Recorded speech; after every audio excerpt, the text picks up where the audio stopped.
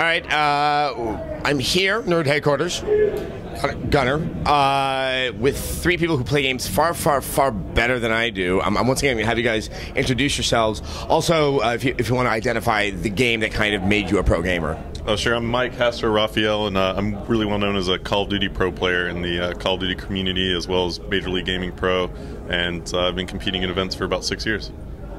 I'm Kyle Elam, aka Elamite, and I made my fame in the Reach or Halo series.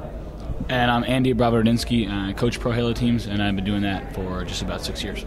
I think for most of the people who are watching, they just went, hold on, they have coaches. I mean, I think just hearing that word's like, yes, it is a little bit closer to a sport than I think people who only have a casual relationship with pro gaming realize. I think the first thing I want to talk about is, what is the process of kind of keeping yourself conditioned so that you can play one of these games? I think that a lot of people think that being a pro gamer is some kind of luxury. You have to play games all the time, but you're playing one game all the time, and like, there is some hardship, I think. Yeah, so you know, we're really intensive on getting together with your teammates, making sure that you have allotted time to practice and get quality time in. Just like you said, it's really like a sport. I mean, you really have to allot time to practice with your teammates and train.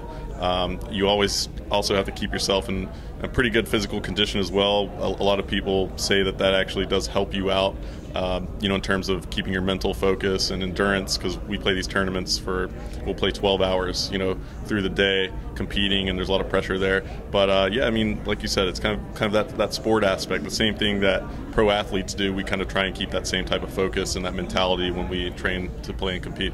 I mean, I think that a fair corollary might be, Formula One or NASCAR, that you're not doing something that's as physically straining as, say, football, but you're doing one thing that you have to be perfectly focused on for a very, very long period of time, and any misstep at any moment could really be your downfall.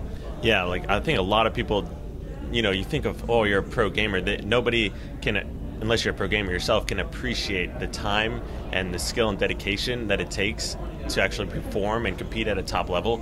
You're competing against every other kid, 13 even to 30. Everybody wants to be a pro gamer, and if you can do it, like, more power to you. But like, even the endurance level, you have to do not only your individual practicing, but your team practicing as well. So it's almost two different attributes in itself. And then the endurance level, like, for example, the first time I ever made it to the finals in a competition before, I was so mentally drained that I literally almost blacked out through the entire series. Out of the game, the series ended, and I'm like, wait, what just happened? Like, I don't even remember this. And that's just because my endurance of playing for a full weekend, 12 hours a day, and whenever you try your hardest at anything, it's exhausting. And I'll come back, I'll be so mentally drained, I'll sleep for like 2 days, I'll be sweating, anything like that. It's actually a lot that goes into it. It actually reminds me of doing our E3 coverage on G4, where I'm doing a 5-hour stretch of live television. I'm seeing all these awesome games. People would ask me a week later, hey, what really stood out? And I'm like, I kind of don't remember anything, even though I know I was fully engaged in that moment when we were checking them out.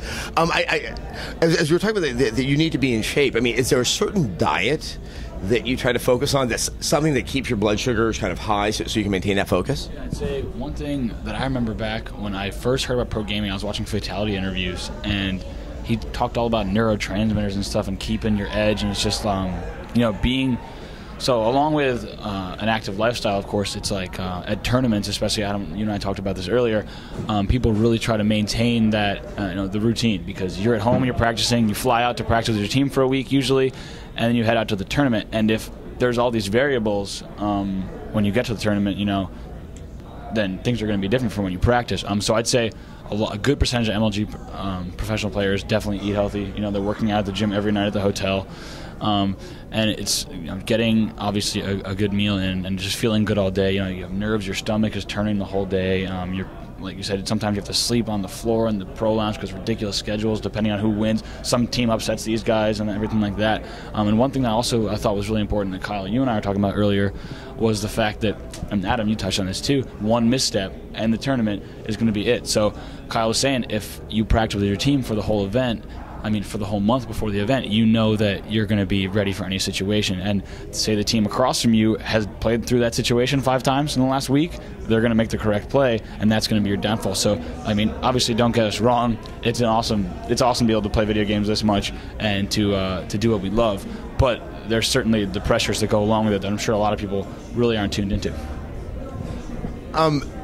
In terms of the games, how do you sort of train and play for them? It's interesting that I think you just touched on that you'll play at home and then you get together with your team. Is it different when you're playing online and there's no one with you, and then having actually like everyone's right there in physical form? Oh yeah, it definitely makes things a little bit easier when you're able to land with your teammates and have them in the same physical location with you, just because they're right next to you and you can communicate, not just through your voice, but also with your expressions and your features. So you can, they're there and you can talk over strategy and different things, and I don't know, you're just able to kind of connect more with your teammates. But yeah, that's definitely something you see a lot of the pro teams doing and pro players. You see that we hold these pre-LAN events before big tournaments. We'll actually fly in other teams and we'll practice or boot camp with other big pro gaming teams before an event to practice and get that routine, like Andy was mentioning, down. So that way, when we go to the event, it's kind of just a replication of what we just did the week before. For people who just play games online, Call of Duty's, especially Modern Warfare 2 is known for this. There are exploits. There are ways that sort of you can spam all the grenades you want in certain games and stuff like that. Is that something that you guys mutually choose not to do when you're in a competition, or is that something that you guys lean on to try to get an edge in the game? In the competitive play, there are like rules, regulations, spots, like places on the map where there are not glitches and whatnot that you can't exploit.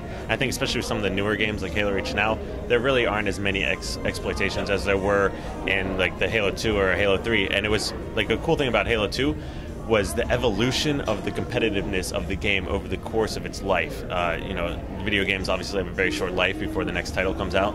And for Halo 2, like watching the first games that came out for Halo 2, or even Halo 1 actually, like the main weapon of choice in Halo 1 was the assault rifle to begin with, and then it switched over to the pistol because nobody understood like how powerful this weapon was. And in Halo 2, the glitches that were discovered throughout each year, like new glitches every year, and the game just completely changed. So it's cool to see that. You guys all do shooters. Obviously, the other form of very competitive gameplay is in the fighting games. I was just curious, do you see yourselves as being sort of like very separate worlds, or do you guys interact with people like Justin Wong and all those guys? Sure, yeah, I mean, just because we all have the opportunity to attend industry events such as Comic-Con, it's cool to see each other. A lot of us are friends with StarCraft players, and I think our common ground is really that not only pro gaming, but that there is this evolution that you have to stay on top of your game so we can appreciate one another. I can appreciate that new button combos are coming out and new infinites are coming out in Street Fighter, while in StarCraft a certain unit is dumbed down and now everyone's massing void rays, and in Halo Reach everyone that was timing their shots really slowly until their bloom reset, and now people are controlled spam a lot more, shooting faster and trying to really understand the game. So I think the common ground, we can respect one another as professionals, that we have to absolutely keep up on these competitive titles. I would assume with your guys' knowledge of the game that you play, that do the guys who make the game, does Infinity Ward, when they have Modern Warfare, like contact you to kind of help design and understand the limitations or the things that they should evolve in their multiplayer? Yeah, I mean, that's one thing I think in the past there was kind of a lack of developer awareness as far as, contacting pro gamers to actually consult and give their input and feedback into the games. But now it's just, all these developers are kind of realizing, hey, these guys are actually at the peak of competition on our game, so they probably actually do know quite a bit about it. Let's see what they know, and I think that a lot of the pro gamers out there really are at that upper echelon of knowledge of, for me personally, like let's say Call of Duty, I feel like there are tons of other players out there that aren't pro gamers that still have that knowledge to give the right amount of feedback to the developer. But I feel like in my position, obviously I'm there to the point where if an Infinity Ward or Treyarch approach me about feedback for their game, I can instantly come in there and say, okay, this would make it a better experience for not only competitive players but also casual players. You need to tweak this and fix this, and it would make it an overall better experience. So I think pro gamers like myself, Kyle, and Andy, definitely have that ability to help out the developers in a great regard. All right, well, guys, I'm just fascinated by this discussion we just had. I'll probably keep on talking to you in the future